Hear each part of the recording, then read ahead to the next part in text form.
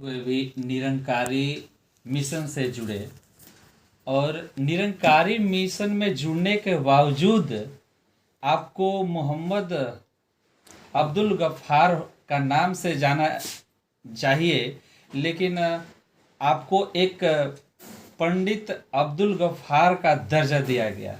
ऐसा क्या है, इसकी राज क्या है?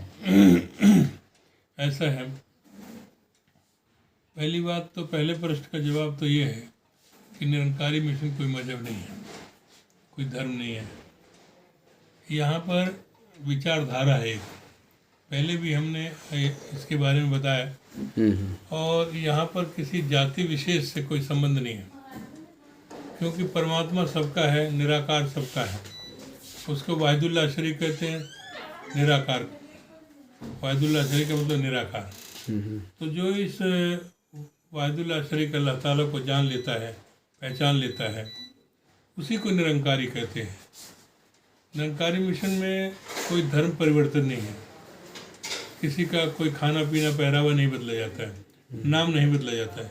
मेरा नाम अब्दुल गफ्फार खां है तो वो वही है, बदला नहीं। और कोई हमारे किसी भी हम ना हमें बाबा जी ने मना किया कि रोज़ा मत रखो, नमाज मत पढ़ो, ज़कात मत करो, खैरात मत करो, ऐसा कुछ नहीं मना किया। हम एज इट इज़ वैसे काम कर रहे हैं जैसे पहले करते थे। सिर्फ एक प्रभु परमात्मा ईश्वर अल्लाह को जान करके, पहचान करके फिर हम इसकी इबादत करते हैं। दूसरी बात, यहाँ पर इसलिए कोई खाना पीना पहरावा नहीं बदला जाता है, कोई नाम नहीं बदला जाता है। तो इसलिए हमें यहाँ पर प्रीत प्यार मोहब्बत जो देखने को मिला है, जो संसार में कहीं भी नहीं मिलता है। एक मजहब के मानने वाले, एक जाति बिरादरी के मानने वाले लोग आपस में लड़ते रहते हैं, लेकिन यहाँ पर कोई लड़ाई झगड़ा नहीं है। एक दूसरे का सत्कार करते हैं, एक दूसरे की इज्जत करते हैं, और यही इंसानियत है। इंसान इंसान से प्यार करे, मोहब्बत करे, ये सबसे बड़ी खासियत एक मिशन की है। दूसरा प्रश्न ये है कि मुझे पंडित की डिग्री, पंडित गफ्फार खां, अब्दुल गफ्फार खां क्यों कहते हैं? क्योंकि मैंने गीता का कोर्स किया रामायण विद्यापीठ विराट हिंदू समाज से, जो दिल्ली में है, लोधी कॉलोनी में। तो वहाँ से जब मैंने गीता का कोर्स किया, वो संस्कृत में, मैं संस्कृत जानता हूँ, पढ़ा हूँ। तो 18 अध्याय गीता का जो संस्कृत में श्लोक है वो मैंने संस्कृत में ही पढ़ा, और उसका जो भी वहाँ से उसका कोर्स हुआ, वो क्वेश्चन आंसर आए, वो हमने उसी आधार पर उनको लिख के भेजा। तो वहाँ से जो मुझे सर्टिफिकेट मिला, वहाँ से मुझे मेरे नाम के आगे पंडित लगा करके भेजा, और पंडित कहते हैं विद्वान को। इसके साथ मैंने बहुत सारे और भी कोर्सेज किए। योग विभूति का हमें पराविद्या इंस्टीट्यूशन से मिला।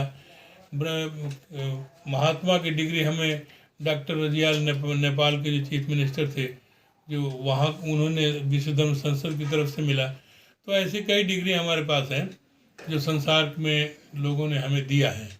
तो पंडित की डिग्री हमने गीता का कोर्स किया रामायण विद्यापीठ विराट हिंदू समाज से, इसलिए मुझे पंडित की डिग्री वहाँ से मिली।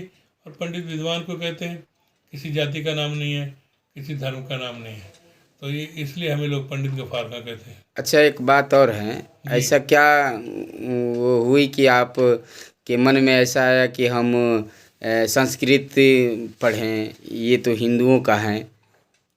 कोई भी भाषा किसी हिंदू का नहीं होता है, किसी मुसलमान का नहीं होता है। अब बड़े बड़े ऐसे लोग आपको मिलेंगे जो कुरान, हिंदू परिवार से ताल्लुक़ रखते हैं, लेकिन वो कुरान शरीफ के बारे में बहुत अच्छी तरह जानते हैं। वो कुरान की आयतें भी बोलते हैं, और बड़ा उनका तलफ़्फ़ुज़ जो बहुत बढ़िया होता है। हमने चूँकि जब हम पढ़ रहे थे तो उस समय वहाँ 2 ऑप्शन थे, उर्दू और संस्कृत। तो मैंने कहा कि भाई सारी दुनिया उर्दू पढ़ती है, हमारे घर वाले बड़े बड़े मौलाना लोग हैं, हाफिज़ हैं, तो हमने सोचा कि हम संस्कृत पढ़ते हैं, कुछ कंट्रास्ट होना चाहिए। तो ये मेरी अपनी इच्छा थी, तो हमने संस्कृत को लिया, और हमने संस्कृत को थारोली स्टडी किया।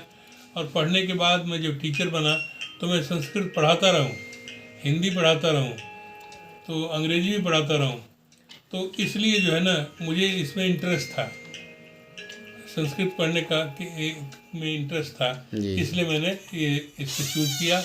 और हमें इस समय आने के बाद पढ़ने का यही फ़ायदा हुआ कि हमको गीता का कोर्स करने में आसानी हुई और हमने जो है ना गीता का कोर्स किया और पंडित की डिग्री हमें रामायण विद्यापीठ विराट हिंदू समाज से मिला। Thank you. बहुत बहुत धन्यवाद आपका। थैंक यू जी, थैंक यू।